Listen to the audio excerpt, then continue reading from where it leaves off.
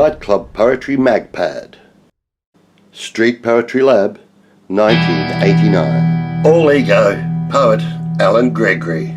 Wears hats, true blue or just plain blue, 10 cents, 20 cents, 50 cents, $1. Spruiker, MC, Funnyman, storyteller, Aussie Poet. All Ego started the Live Poet Society at the Highbridge Hotel Prahran. All Ego could perform his original poems anywhere in Australia and be acclaimed. Another poet from Ballarat.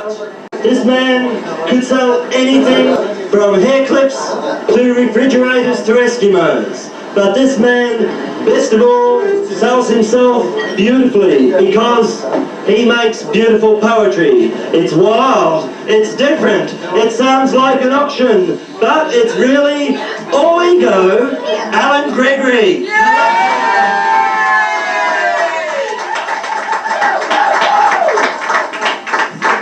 Looks good. Good evening, ladies and gentlemen, and welcome to Little Riata's here tonight. My name's Allan Gregory, and when I was a young man I was very, very egotistical, and being an egotist, one day when I wasn't playing around with myself, I was playing around with my surname, and my surname being Gregory, there right in the middle of Gregory is E-G-O, ego. First name is Allan, spelled A-L-L-A-N, so out of Allan I took A-L-L-O, out of Gregory I took E-G-O, ego, and henceforth got the name of All Ego. Anyway, I'm a street poet and a balladeer, and I got to spin you a tale here. In fact, I got a couple of tales to spin you. But before I became a street poet and a balladeer, I tried to play the guitar. I couldn't play the guitar, so out of desperation, I ate it. And after eating the guitar, I'm standing there one day, and this is what happened to me. I just went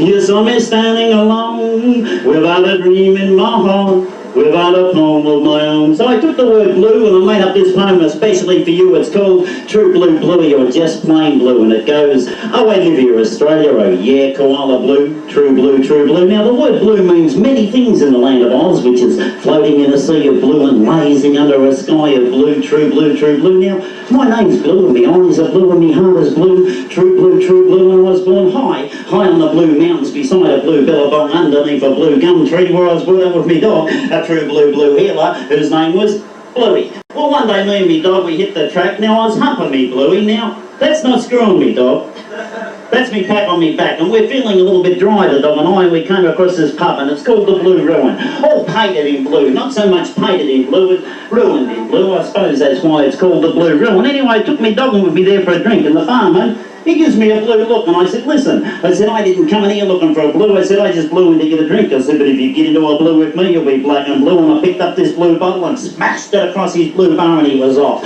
like a bolt out into the blue, out into the wild blue yonder. Well, I made a little bit of a blue there, because pretty soon the boys in blue came, picked me up, put me in a blue wagon, and took me up to the Bluestone jail, where I'm sitting there, feeling awfully blue, and I was singing the blues too, and this policewoman came in. Jesus, she was good looking, all dressed in blue too, and I just blew in me pants. So the word blue means many things in the land of Oz. It was Mandy, I said, bring me a Mandy. I said, no, I said, it was Randy for a brandy. Mandy, I said, confusion is an illusion. It's only because I've been boozing. Anyway, I was in another pub, having a beer, a bit of good cheer, and a drunk came in and he stood quite near. I said, hey, the meaning of life. So I takes another swig of me beer and I says, listen, mate, buy me a drink, your shout, and I'll tell you what life's all about. When I spoke to him of the evils of drinking, as quick as a wink, another one or two he did sink. And then I spoke to him of God and thunder, and he started to choke and to chuck and to chunder. Well, that made me stop and think and wonder, and I said, now listen, I'm going... Now, I was brought up in Ballarat, and if anybody had said to me when I was a kid that you're going to be a poet, I would have punched them in the head, but... Yeah, I was quite a tough little guy. Anyway, this next poem is a little bit to do with my teenage years, and it's called Ode to Rock and Roll. And it goes, Now here's a story that's reasonably old, but in my opinion it must be told. When I was young, I was a bodgy. Of course now I'm old and just dodgy, but I can remember that day back in '56 when I was sitting there in the flex. I said I was sitting there all alone because I just run away from home, but I was there with me knife, but I wasn't looking for trouble and I wasn't looking for strife. I was there just smashing the seats when I heard the rhythm and I heard the beat, and I looked up at the screen and there it was, just like musical vomit. I said I saw Bill Haley in the comics. I said he took my body and he took my soul, and in its place he gave me rock, and in its place he gave me roll. Thank you.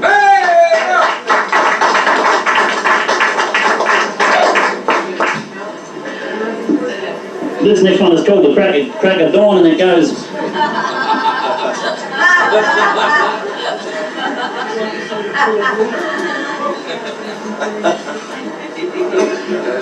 Hope she's not here. Now come on, gather around folks and listen to this little ditty about how I am Mount... No, I mean, we'll get how it goes. Mountain Man. Come down to yours. Shush, shush, shush, shush, shush.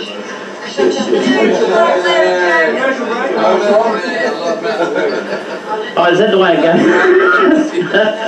Oh yeah, now come and gather around folks and listen to this little ditty about how I, a mountain man, came down to your fair city. Now I'm a mountain man and I just love mountain women. So the first thing I did was I went to St Kilda, to the beach, just to watch them swimming. Well, she came out of the water and on to the beach, and all I could say was, what a peach. Her name was Dawn, but I didn't meet her that morning. I met her at night under the twinkling street light. She came up and propositioned me, and I said, all right. I said, oh man, was she a spunk. She took me home to her little bunk. She kissed me, caressed me, and called me a hunk, and all I did all night was funk and funk and funk. Well, the sun came up and it was the morn, but I was already up at the crack of dawn. I said, I saw the horizon, thinking it's sad but true. She's not doing it for me and she's not doing it for you. In the bottom of a bag she's got a fit, and when she gets your money, good buddy, she's gonna have a hit on the corner of the street. Businessman came on walking by. She thought, I'll give this guy a try. Well,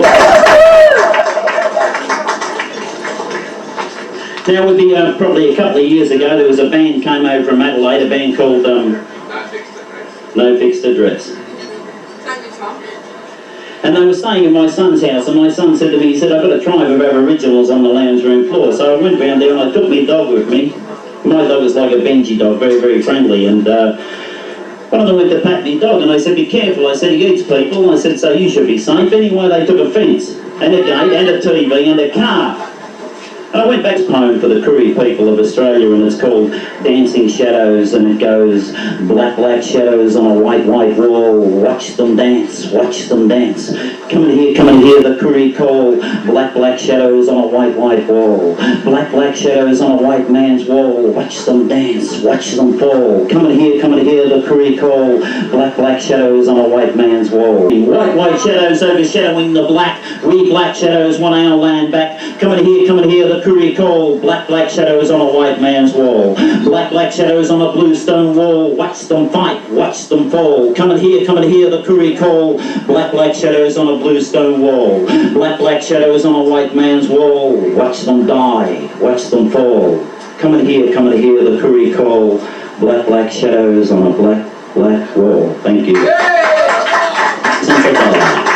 And it goes, I saw her walking up the street. I said, she had the rhythm, she had the beat. She moved her body and she moved her feet. I said, she sure looked pretty, she sure looked sweet. She came up to me and she said, what you got you selling there? I said, I got something for your hair. She said, my hair all tied up and in a knot. How much for what you got? I said, 10 cents, 20 cents, 50 cents a dollar. You don't need to be no root scholar. I said, come over here, honey, listen to me holler. I said, 10 cents, 20 cents, 50 cents a dollar.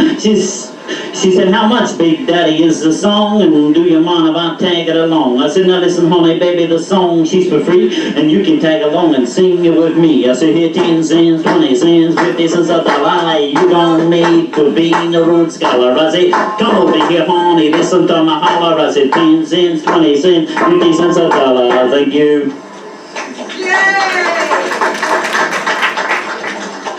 And this is my last one, and it's all got to do with how I became a street poet. Approximately Oh, aren't they girls walking up the street? I looked at their hair and not at their body, and ever since that day my eyes have gone directly to a lady's hair. Anyway, the first day I took it to markets, I didn't sell very many, so I went home and I got my feeble little brain to work, and then the next day I went to markets. I stood there and this is what happened. I just said, now there's the story, so I've been told that if it can't be seen, then it can't be sold, so don't overlook us, come and look us over, we'll get the goods here, it'll excite you, it'll light you, through you do it, through you buy it, take it home and try it. There's one thing you won't do and it's denied. It's the best thing you bought, that's what I thought. I said cheap, not cheap. The only time I say cheap is when I say bargains for all of yous. I said I definitely can't pull the wool over your eyes, none of these.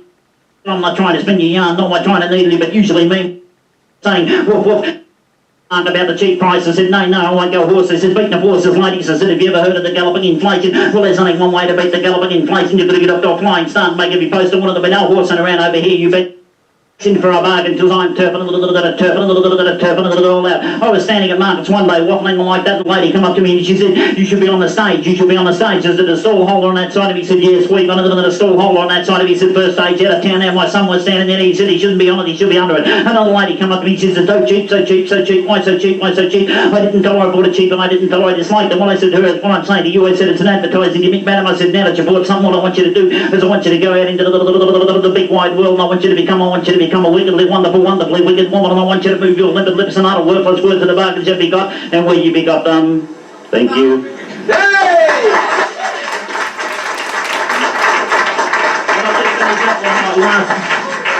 My last poem is called Every Dog. And it goes, give me my dry as a bone. I said, I just want to get on home. I said, where the hell's my cougar hat? I tell you something, folks, I ain't never coming back. I said, where's my dingo dog? I said, that's him over there sitting on a log. I said, come on, Azaria, let's go home. Thank you.